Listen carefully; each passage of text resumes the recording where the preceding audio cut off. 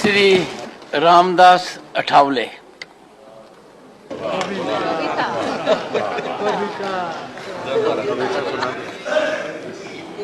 आदरणीय महोदय, मैं तो अन्याय के खिलाफ लड़ा हूं। मैं तो अन्याय के खिलाफ लड़ा हूं, इसलिए आपको बधाई देने के लिए यहां खड़ा हूं। आपका अनुभव बहुत ही बड़ा है। आपका अनुभव बहुत ही बड़ा है, इसलिए आपने संघर्ष का पहाड़ चढ़ा है। मेरे पार्टी का मैं हूं अकेला। मेरे पार्टी का मैं हूं अकेला, लेकिन मेरे हाथ में है संविधान का पेला।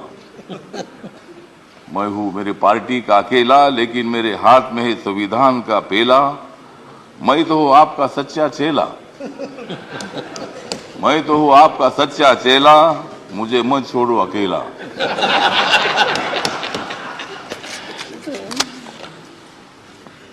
जिन्होंने उपराष्ट्रपति का सर किया है गढ़,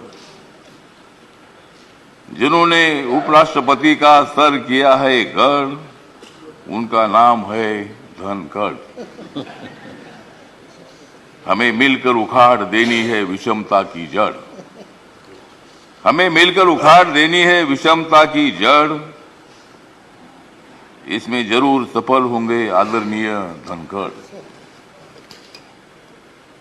हाउस में जो सदस्य करेंगे फ्रैक्शन, हाउस में जो सदस्य करेंगे फ्रैक्शन, उनके ऊपर होनी चाहिए कड़ी एक्शन।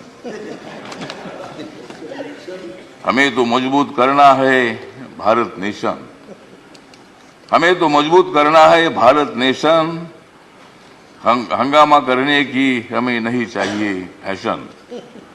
तो हमें पूरा विश्वास है कि आप बहुत बड़ा संघर्ष करते करते यहाँ पहुंचे हैं। गांव से आकर किसान के बेटे के माध्यम से आप इतने बड़े उच्च पद पर आए हैं। इसमें आपका अनुभव, आपका बहुत बड़ा संघर्ष है। बहुत बड़ा काम आपने किया है। आपने पश्चिम बंगाल में गवर्नर का जो काम किया है, बहुत बड़ा वहाँ चैलेंज था। वहाँ काम करना बहुत बड़ा मुश्किल था, लेकिन आपने बंगाल में बहुत अच्छा काम किया है। और बंगाल में अच्छा काम आपने किया है, इसीलिए आपको यहाँ लाने की कोशिश जरूर हुई है। मतलब आप एक संघर्षशील नेता है।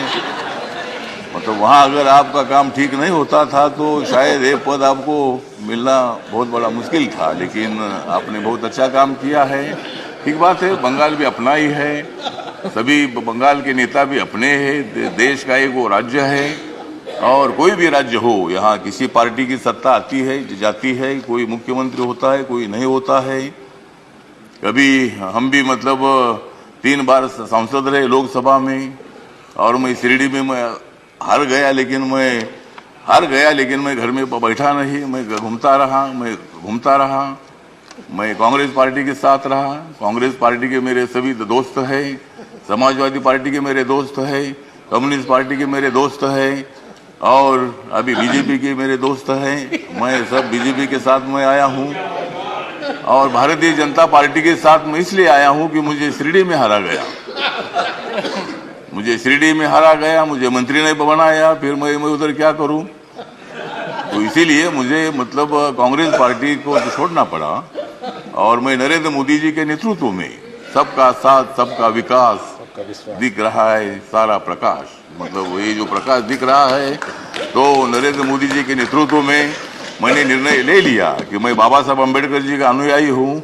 बाबा साहब अम्बेडकर जी ने सत्ता में आना चाहिए बताया है। मेरी अकेली पार्टी सत्ता में नहीं आ सकती है, किसी के साथ मिलकर ही सत्ता में आ सकता हूँ। और मेरे पार्टी का मुझे लोग पूछते हैं कि तुम्हारा पार्टी का एक भी लोकसभा में मेंबर नहीं है, तो भी आप मंत्री कैसे हैं। तो मैंने बोला, आप माननीय नरेंद्र मोदी जी को जाकर पूछो, मतलब मैं कैसा मंत्री हूँ। मतलब मैं अकेला हूँ, लेकिन मेरे पार्टी के लोग पूरे देश भर में है। नॉर्थ ईस्ट में मेरी पार्टी सभी पार्टी है, और मुझे बोलने का मौका तो दीजिए। मुझे मालूम है कि आप बहुत अच्छे आदमी हैं और मैं आपको, हाँ, आप मुझे हर बार बोलते थे कि हमको कविता सुनाओ। अगर आप मुझे ज्यादा बोलने के लिए देंगे तो मैं कविता सुनाऊंगा, नहीं तो एक भी कविता नहीं सुनाऊंगा। तो ठीक बात है, तो इसीलिए मतलब कविता सुनाता भी रहूंगा। और आप एक अनुभव है तो इसीलिए अपोजिशन को भी आप मौका दीजिए, हंगामा करने के लिए मौका दीजिए, लेकिन एक आधा दिन हंगामा करने के लिए मौका दीजिए, दूसरे दिन एक्शन होना चाहिए और हाउस का काम भी मतलब चलना चाहिए। इसीलिए आप एक सर्वोच्च हाउस के आप चेयरमैन बन गए हैं। इसीलिए मैं, मेरी जो आरपीआई है, रिपब्लिकन पार्टी है, गरीबों की पार्टी है, दलितों की पार्टी है, इस पार्टी की तरफ से मैं आपके साथ हूँ। मैं हमेशा आपको साथ देता रहूंगा और आप मुझे बोलने का मौका देते रहो। जय भीम, जय भारत।